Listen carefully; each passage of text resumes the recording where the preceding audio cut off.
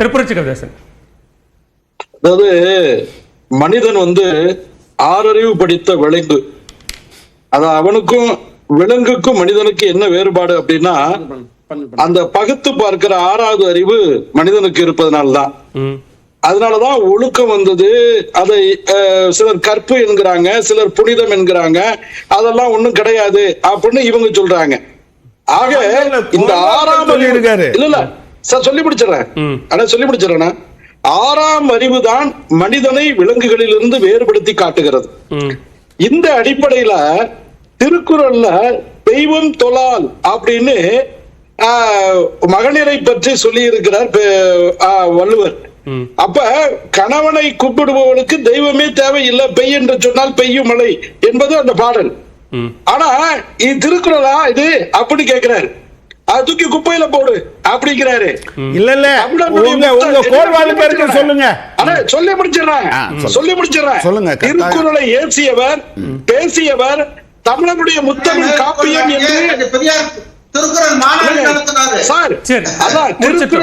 அதாவது முத்தமிழ் காப்பியம் என்று சொல்லக்கூடிய இயலிசை நாடகம் இணைந்த, இன்னும் சொல்ல போனா பௌத்த மார்க்கத்தை பின்பற்றிய இளங்கோவடிகளால் எழுதப்பட்ட அந்த கண்ணகி சிலப்பதிகாரத்தை அவர் எவ்வளவு கேவலமாக விமர்சனம் செய்திருப்பார். அந்த புத்தகத்துடைய நோக்கமேங்க ஒரு ஸ்டேட்மெண்ட் சொல்லி அதற்கான ஆதாரங்கள் இருக்கிறது. அந்த ஆதாரங்களின் அடிப்படையில் இந்த குற்றச்சாட்டை, இந்த கருத்தை நான் மேற்கோளாக காட்டுகிறேன் அப்படின்னு சொல்றாரு. அந்த மாதிரி பெரியார் பேசியதாக சொன்ன கருத்துக்களுக்கு உங்களிடம் ஆதாரம் இருக்கிறதா அப்படிங்கிறது கேள்வி. இன்றைய தலைப்பை ஒட்டியது இது இல்ல, ஆனா கருத்து சொன்னதுனால அந்த கேள்வி உங்களிடம் எழுப்ப வேண்டியிருக்கு. பதில் சொல்லுங்க. பத்தி குருஜி சொன்னதை அவர் எடுத்துக்கிட்டு வரட்டும். பெரியார் எழுதியதை பேசியதை நான் எடுத்துக்கிட்டு வர்றேன். எடுத்துட்டு வாங்க, ஆதாரம் கொடுங்கன்னு தான் கேட்கிறாரு. நீங்களே மேடை அமைச்சு கொடுங்க. ஆனால் நான் இந்த விவாதம் இந்த நேரத்துல நான் அதை நேரத்தை விரயமாக்க விரும்பல.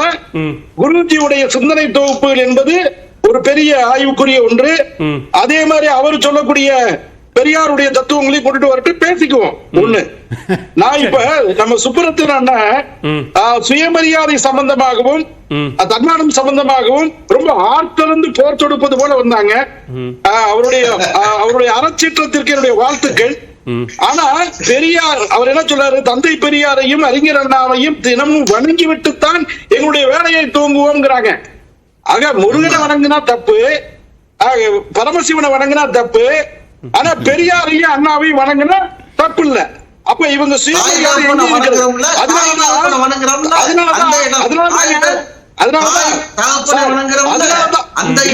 அதனாலதான் நீங்க கலைஞருடைய சமாதியில வச்சுக்கிட்டு இருக்கீங்க. சரி.